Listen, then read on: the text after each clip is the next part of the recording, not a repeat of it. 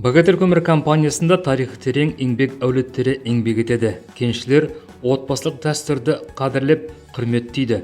Ата-бабалар туралы естеліктерді балалары мен немерелеріне мақтанышпен жеткізеді. Тағдыры екібастұзбен біте қайнасқан тараптары әулеттің тарихын бізге эксплуатация жылжымалы құрам депосының тартушы агрегат машинисті көмекшісі Олег Валерьевич Таранов айтып берді.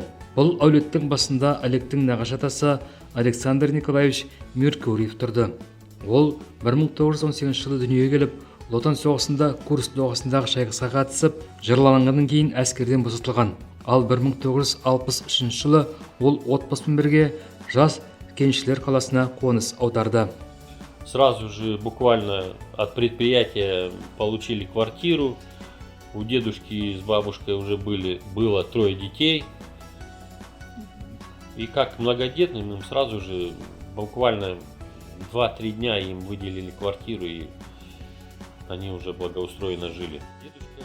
Келген бойда олар кәсіпорыннан пәтер алды.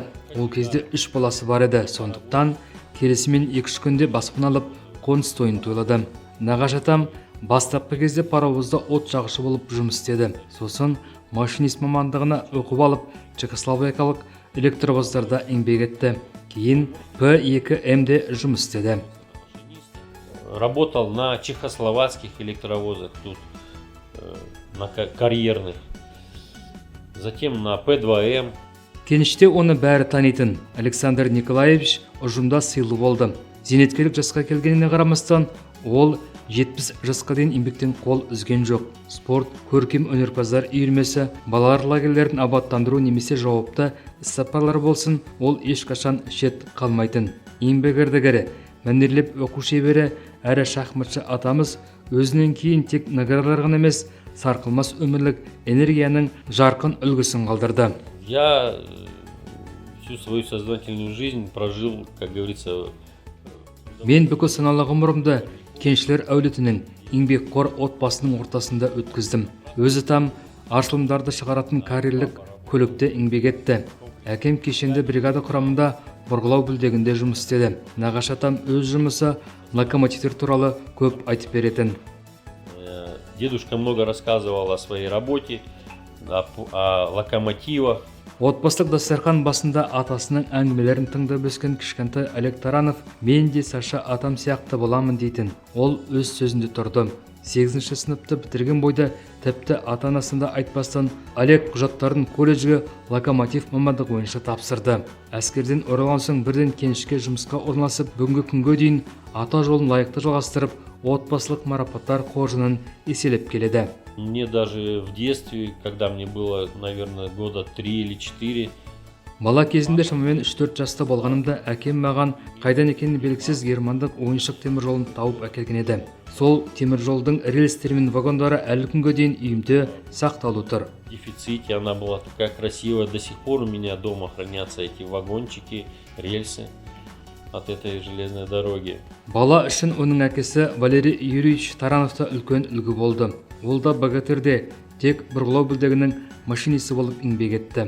Оны Екібастұзға кезінде осы өлкеге нәпақа іздеп келген ата-анасы алып келген еді. Еще тогда разреза Богатыря не было. Ол кезде әлі Богатырь кеніші жоқ еді. Центральный кеніші болатын. Онда бірінші болып менің нағашы ағаларым мен анам орналасты. Нағашыларым паровозда жұмыс істеді, анам сынама алушы болды. Дядьки на паровозе работали. Ол жылдар кенішке арнайы білімі жоқ жастарды да қабылдай беретін. Кәсіпкер кәсіпорынның оқу пункттерінде үйрететін. Осылайша жас жігіт Валерий Таранов Северный кенішінде слесарь болып бастап, әскерден кейін бұрғылау бүлдегінің машинисі атанды. Жұмысы ауыр болғанымен жалақысы жоғары еді. Пришло время, Богатырь заработал, и бригадир РШРД номер 7 Шишлов Анатолий Алексеевич. Кейін Богатырь кеніші іске қосылғанда мен нөмір 7-ші РШРді экскаваторшы бригадирі Анатолий Алексеевич Шишлов өз бригадасына шақырды. Сонда экскаватор пайдаланудан шыққанша жұмыс істедім. Кейін жасымыз келіп, өзімде зейнетке шықтым. Пока не списали экскаватор по старости. А потом и меня по старости списали. Бүгінде Тарановтар отбасы бір-бірінен берік, тірек әрі қорған.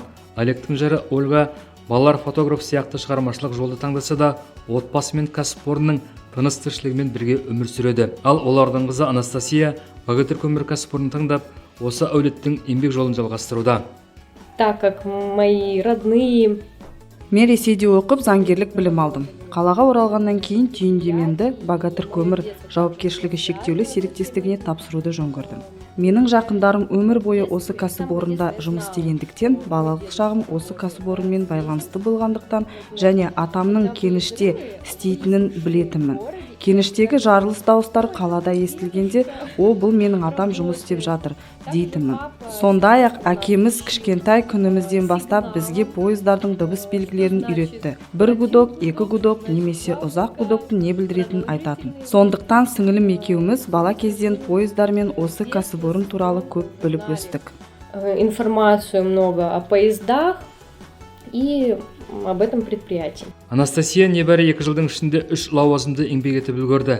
Кадрлар жөніндегі инспектор, кадрлар жөніндегі маман, ал қазір ол жеке құрамда басқару менеджері. Когда я училась в России, все знали... Мен Ресейде оқығанымда барлығы тіпті басқа елден келген адамдар да Екібастұз қаласының қай жерде орналасқанын және біздің қаламызда Богатырь көмір компаниясы бар екенін білетін. Шахтерлар күні Тарановтар әулетінің ең басты отбасылық мерекесі. Бұл күні олар дәстүр бойынша бір дастархан басына жиналады. Ер азаматтар жұмыста қызықтары және қиындықтарымен бөліссе, әйелдер қауым олардың әңгімесін мақтанышпен ұйып тыңдайды. Отбасында осындай ұрпақтар сабақтастығы болғанда, көмір жай ғана қазба байлық емес, бұл атадан немереге, жүректен жүрекке берілетін жылулық.